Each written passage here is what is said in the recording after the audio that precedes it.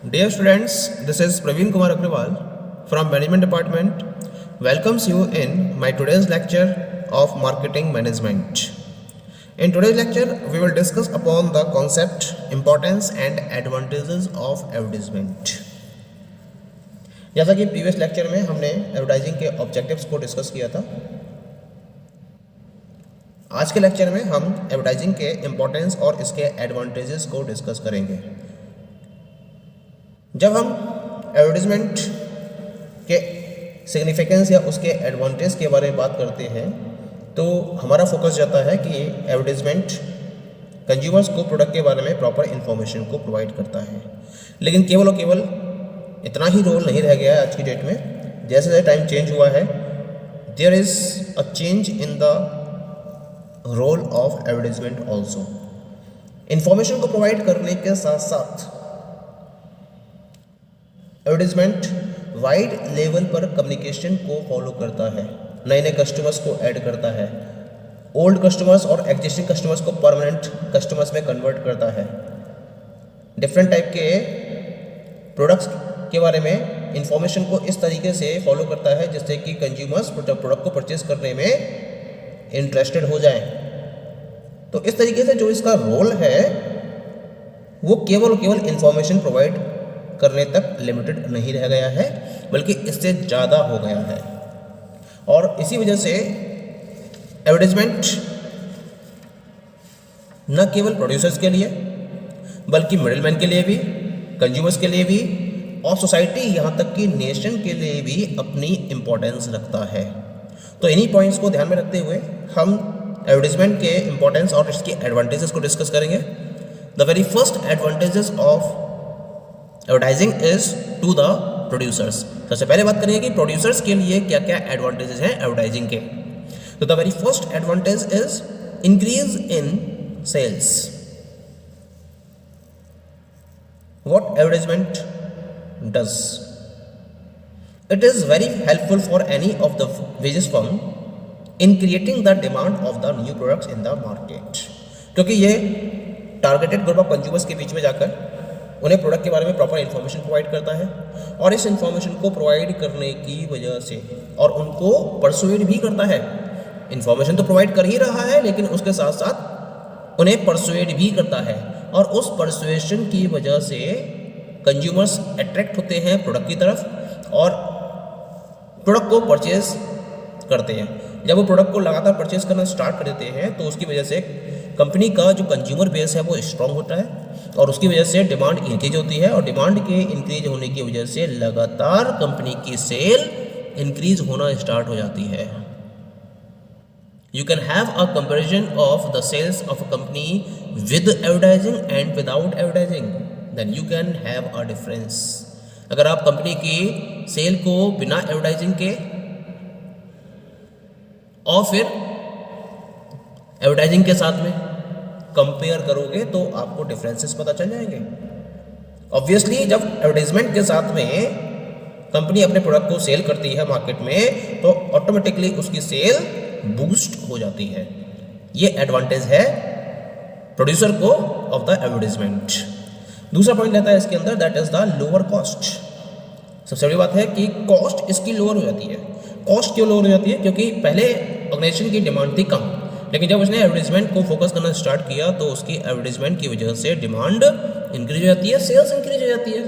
जब सेल लगातार इंक्रीज होगी तो उसको प्रोडक्शन भी लार्ज स्केल पर करना पड़ेगा, डिस्ट्रीब्यूशन भी लार्ज स्केल पर करना पड़ेगा, यानी कि जितनी भी एक्टिविटीज़ हैं उसको लार्ज स्केल पर फोकस करनी पड़ेंगी और लार्ज स्केल पर डिफरेंट टाइप की एक्टिविटीज़ को फोकस करने की वजह से इसको इकोनॉमीज ऑफ स्केल का फ़ायदा मिलता है, जिसकी वजह से इसकी जो कॉस्ट पर यूनिट है वो लगातार मिनिमम होती चली जाती है।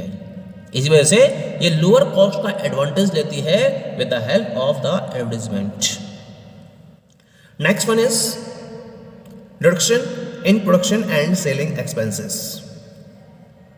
लोअर कॉस्ट की वजह से ये बेनिफिट भी मिलता है क्योंकि इकोनॉमीज ऑफ स्केल का फायदा मिल रहा है due to large scale production, और उस लार्ज स्केल प्रोडक्शन की वजह से जो प्रोडक्शन कॉस्ट पर यूनिट है वो लगातार रिड्यूस होती है, क्योंकि वह पहले स्मॉल स्केल पर प्रोडक्शन कर रही थी, अब वही ऑर्गेनाइजेशन क्या कर रही है, एडवर्टाइजमेंट की वजह से लार्ज स्केल पर प्रोडक्शन को फॉलो करती है और लार्ज स्केल पर प्रोडक्शन करने की वजह से उसकी जो कॉस्ट पर यूनिट है वो लगातार रिड्यूस होती चली जाती है और जो उसके सेलिंग एक्सपेंसेस हैं उन सेलिंग एक्सपेंसेस में भी कमी आती है पर यूनिट के पॉइंट ऑफ व्यू से, क्योंकि लगातार सेल्स इंक्रीज होती है तो सेलिंग एक्सपेंसेस ऑटोमेटिकली क्या होंगे, पर यूनिट के पॉइंट ऑफ व्यू से रिड्यूस होंगे। ठीक है।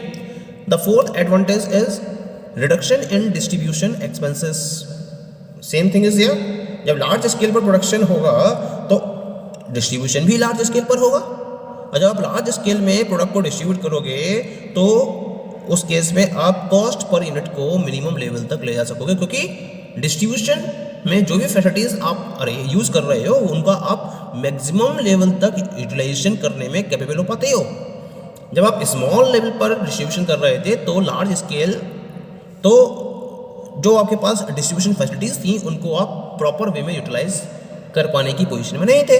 But when you are following the large scale distribution तो आप डिस्ट्रीब्यूशन फैसिलिटीज को लार्ज स्केल में फॉलो करने की वजह से ऑप्टिमम वे में यूटिलाइज करने में कैपेबल हो पाते हो। और जब ऐसी स्टोरी क्रिएट होती है तो उस केस में ऑटोमेटिकली जो डिस्ट्रीब्यूशन कॉस्ट पर यूनिट है वो रिड्यूस होना स्टार्ट हो जाती है जैसे जैसे आपका स्केल ऑफ डिस्ट्रीब्यूशन बढ़ता चला जाता है। Clear. The next one is increase in demand. Demand लगातार इंक्रीज होती है, दैट इज ऑब्वियस फंक्शन।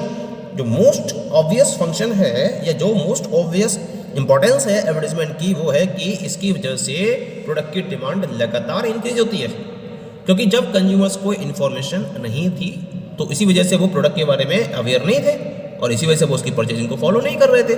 लेकिन जब आप प्रॉपरली एडवर्टाइजमेंट को फॉलो करते हो, प्रॉपर वाइड स्प्रेड कम्युनिकेशन को फॉलो करते हो तो उस केस में मैक्सिमम नंबर ऑफ कंज्यूमर्स तक आपके प्रोडक्ट के बारे में इंफॉर्मेशन होती है।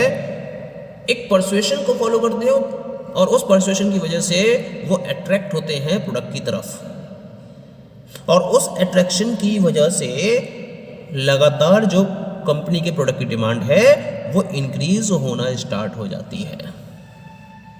Clear. The next one is the creation of goodwill. Goodwill का क्रिएशन होता है। क्यों होता है गुडविल का क्रिएशन? क्योंकि जब आप अपने प्रोडक्ट के फीचर्स, उसके क्वालिटीज, उसके यूटिलिटीज को लगातार कंज्यूमर्स तक कम्युनिकेट करोगे तो कंज्यूमर्स के माइंड में आपके प्रोडक्ट के रिगार्डिंग एक पॉजिटिव चेंजेस आएंगे। जो उनका एटीट्यूड है प्रोडक्ट के रिगार्डिंग, आपके प्रोडक्ट के रिगार्डिंग, वो पॉजिटिवली कन्वर्ट हो जाएगा। और जब पॉजिटिव वे में आपके प्रोडक्ट के रिगार्डिंग व्यूज क्रिएट होंगे कंज्यूमर्स के बीच में तो ऑटोमेटिकली आपकी गुडविल भी इंक्रीज होती चली जाएगी, क्योंकि जिन पर्टिकुलर प्रोमिसेस को आप अपने एडवर्टाइजमेंट के बेसिस पर फोकस करते हो और उन्हीं प्रोमिसेस को फॉलो करते हो, अगर आप प्रोडक्ट की अवेलेबिलिटी कर रहे हो और प्रोडक्ट कंज्यूमर्स यूज करके कंप्लीट सेटिस्फैक्शन को गेन कर रहे हैं तो उस केस में ऑटोमेटिकली आपकी जो ब्रांडिंग है, जो गुडविल है, वो और स्ट्रांग होती चली जाती है और कंज्यूमर्स आपके लॉयल कंज्यूमर्स में कन्वर्ट होते चले जाते हैं। दिस इज द इंपॉर्टेंस और एडवांटेज ऑफ एडवर्टाइजिंग कि आपकी गुडविल लगातार क्रिएट होती चली जाती है जितना ज़्यादा आप अपने प्रोडक्ट को प्रमोट करते रहते हो। Next one is that is the study demand.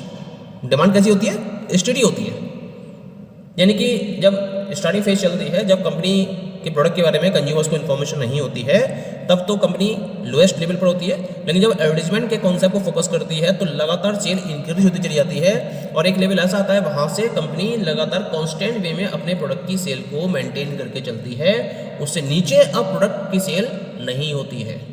तो जो स्टडी डिमांड है प्रोडक्ट की, that steady demand only can be obtained when the organization और the producer is using the advertisement as a tool of promotion, तभी ये possible हो सकता है। Okay. The next point is prepare ground for new product. Suppose that there is any of the company which is new to the industry, which is new to the market, and it is introducing its very first product in the market, and it is using the advertisement as a tool of promotion. तो क्या role play करेगा advertisement? Advertisement का काम होता है यहाँ पर जो नया प्रोडक्ट लॉन्च किया गया है कंपनी के द्वारा, नई कंपनी के द्वारा, उसके बारे में प्रॉपर इंफॉर्मेशन कंज्यूमर्स तक अवेलेबल कराना। This is the very first work.